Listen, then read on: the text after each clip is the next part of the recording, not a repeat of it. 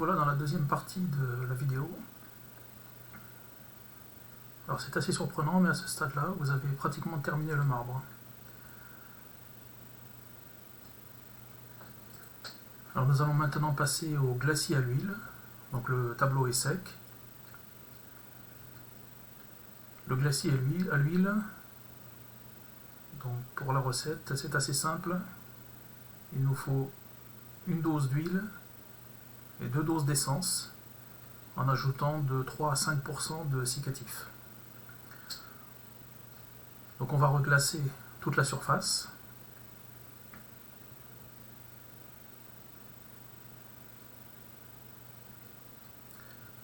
Donc on remarque tout de suite que certaines nuances en séchant ont foncé. Donc on va venir après le reglaçage retravailler un petit peu les nuances.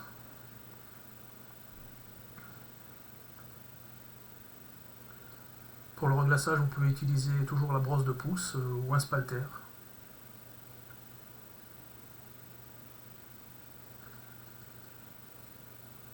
Donc le reglaçage se fait au glacis neutre. Donc là pour l'instant on n'ajoute pas de teinte, c'est uniquement pour préparer la surface.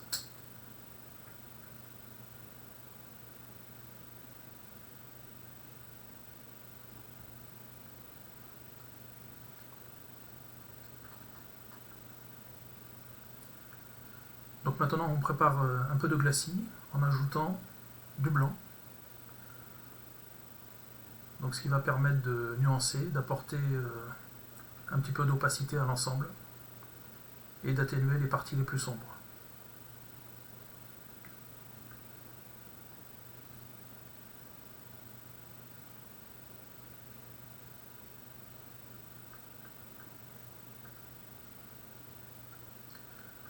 Donc le passage au glacis à l'huile permet également de faire ressortir déjà des nuances et d'avoir cet effet un petit peu marbré. Et donc vous allez voir qu'au fur et à mesure, donc les étapes vont suivre et là on va réussir à obtenir une transparence au niveau du marbre et une profondeur.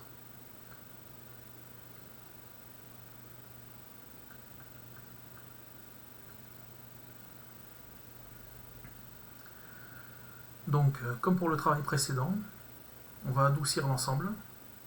Donc ça permet de tendre un petit peu le glacis et d'éviter les coulures.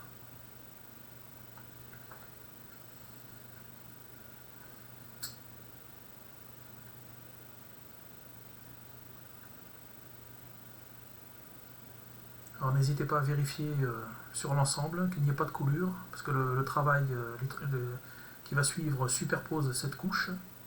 Et donc comme le glacis est assez liquide, vous risquez après la deuxième étape d'avoir des coulures.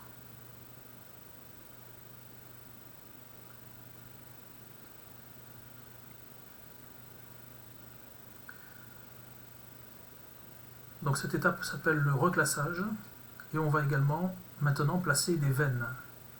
Donc on reprend la brosse à marbrer.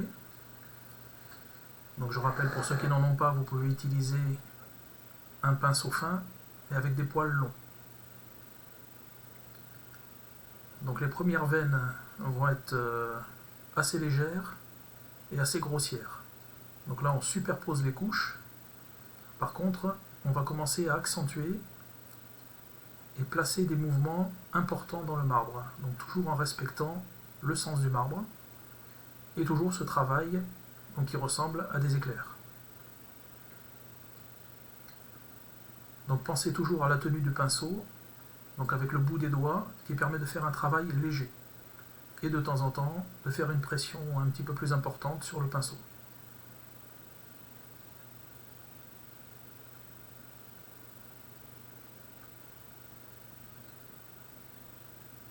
Donc tout comme le premier travail, l'ébauche, donc on remarque que les veines sont assez légères et on vient en plus les adoucir. Voilà, elles permettent juste de placer les premières veines et on va venir retravailler dessus. Donc à chaque étape, on va augmenter la teinte et par contre, on va faire un travail de plus en plus précis. Voilà, donc on part de la teinte précédente et on augmente un peu la nuance.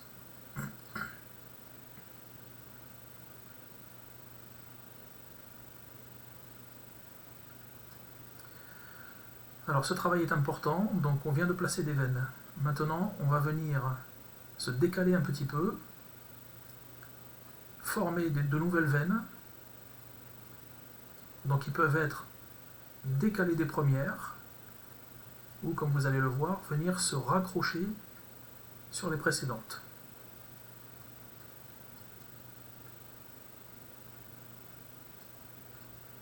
Voilà, donc ici la veine est partie à côté et est venue se raccrocher sur les veines du dessous.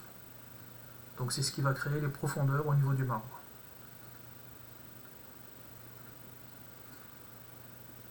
Alors cette fois-ci on adoucit, mais un petit peu plus légèrement. Donc il faut là rester assez léger dans le travail pour que les veines ne disparaissent pas.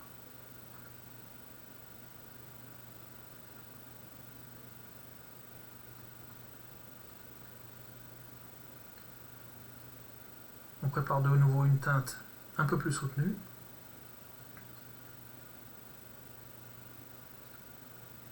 Voilà, alors là on change de pinceau pour faire des veines un peu plus précises. Donc soit vous avez une brosse à marbre plus fine, soit vous prenez un pinceau simple.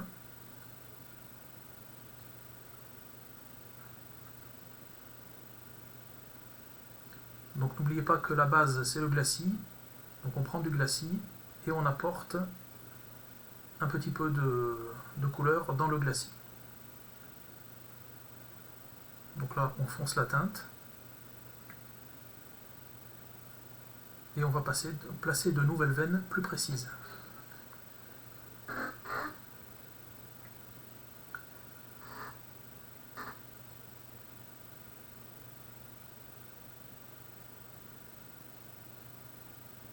Voilà, vous remarquez que la veine est plus fine, plus foncée. Et pour l'instant, donc le travail est fait à côté des veines précédentes.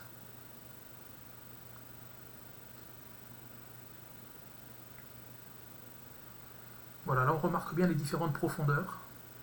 Donc ça commence à s'accentuer avec le fond, les veines qui sont adoucies dans le fond, et maintenant les veines plus prononcées. Donc c'est ce qui crée la profondeur du marbre.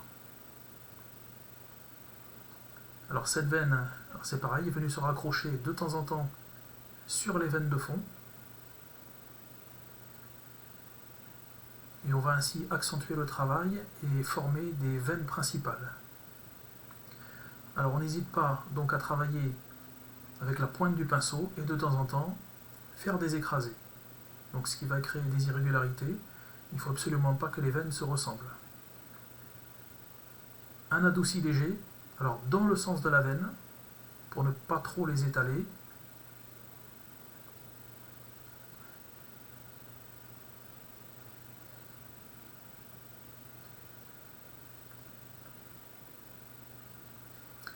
Voilà, donc là on stabilise l'ensemble, on regarde de temps en temps s'il n'y a pas de coulure, et on adoucit légèrement pour tendre le glacis.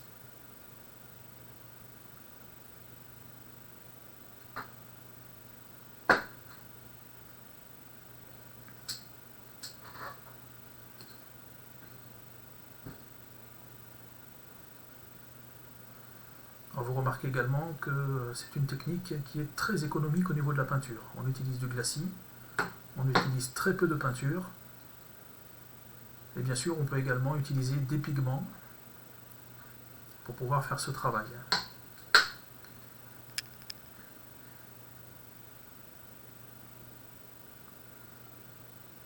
Voilà, donc maintenant un travail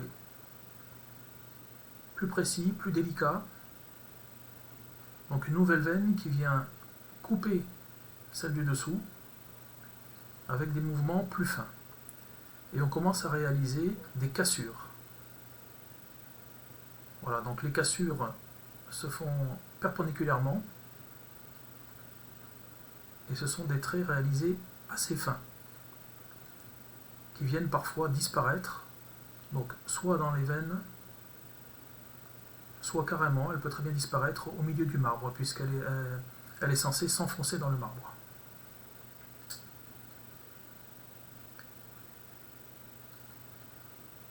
Voilà, une nouvelle cassure. on vient sur une veine, on se décale, et on peut reprendre soit une veine, comme ici, où vous allez voir un petit peu plus loin, on va pouvoir continuer la cassure de façon à la faire traverser un peu plus le marbre.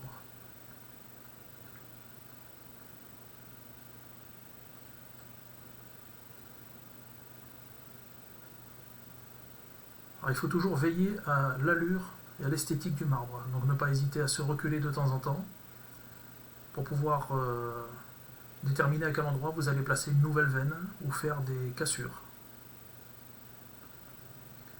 Donc vous remarquez que la partie de droite est un peu plus dessinée, donc il y a plus de mouvement, plus de teintes, et donc c'est ce qui va permettre d'avoir une différence et que l'esthétique du marbre soit assez satisfaisant à l'œil.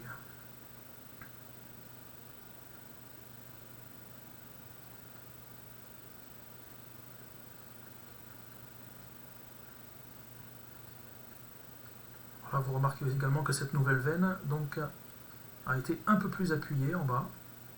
Voilà, c'est ce qui va permettre de faire des veines différentes, que ce ne soit pas répétitif. Un adouci léger dans le sens des veines.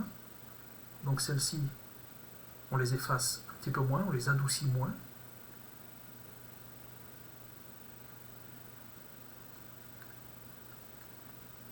Et votre marbre est quasiment terminé.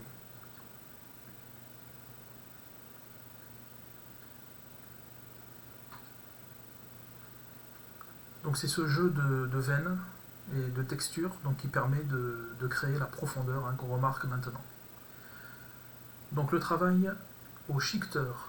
Donc je rappelle, si vous n'avez pas de chiqueteur, vous pouvez utiliser la brosse de pouce. Donc tout comme le travail qu'on avait fait à l'acrylique, donc on va venir prendre des teintes, cette fois-ci de blanc. Donc ça va permettre toujours de créer ces petits effets ou ces petits cailloux.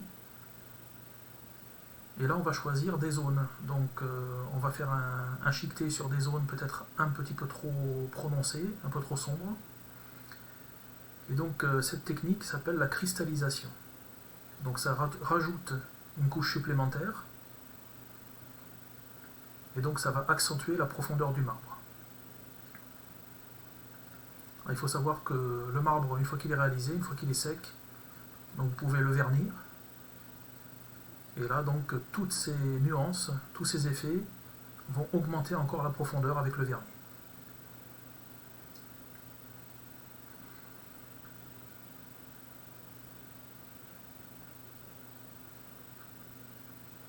Alors, ce chiqueté peut être fait un peu à tous les endroits. Il peut très bien passer sur les veines existantes, il n'y a aucun problème.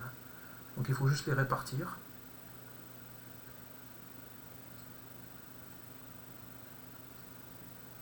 Donc là, on peut adoucir normalement.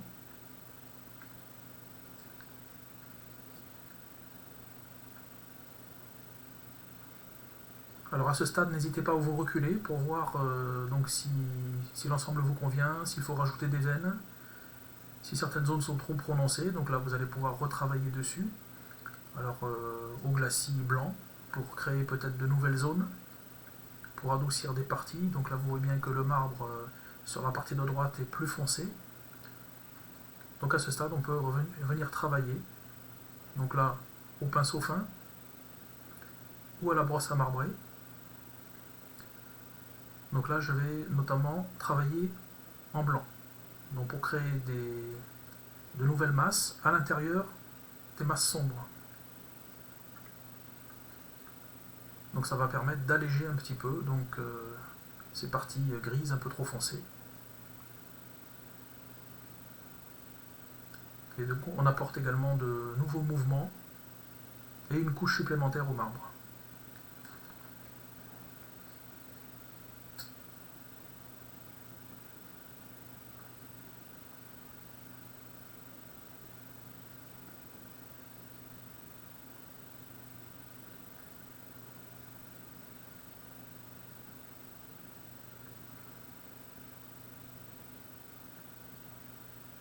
Voilà, donc il faut remarquer que je viens au milieu de zones entre certaines masses et entre certaines veines. Donc je ne retouche pas les veines.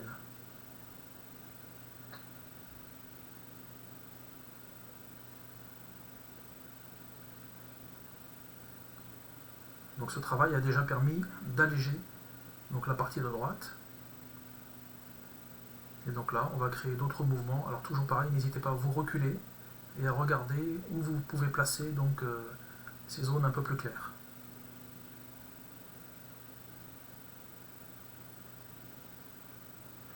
Il faut savoir que le blanc veiné, on peut trouver différentes textures en fin de compte dans le blanc veiné. On peut avoir des plaques qui vont être assez blanches avec très peu de veines et d'autres un peu plus grises et assez marquées, donc comme celui-ci. Donc là il y a un petit travail personnel, il faut regarder différentes plaques de marbre et quand vous créez votre marbre, essayez vous choisissez en fonction du décor que vous avez à faire ou de vos préférences. Donc là je viens travailler au pinceau fin, souple,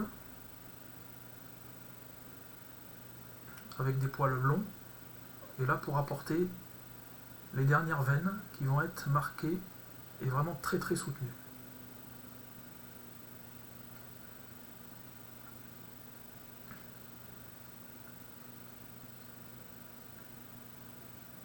On crée de nouvelles cassures, plus soutenues, donc on rapporte une couche supplémentaire au travail précédent. Voilà, donc de cette cassure, on repart sur la veine et on crée une nouvelle veine.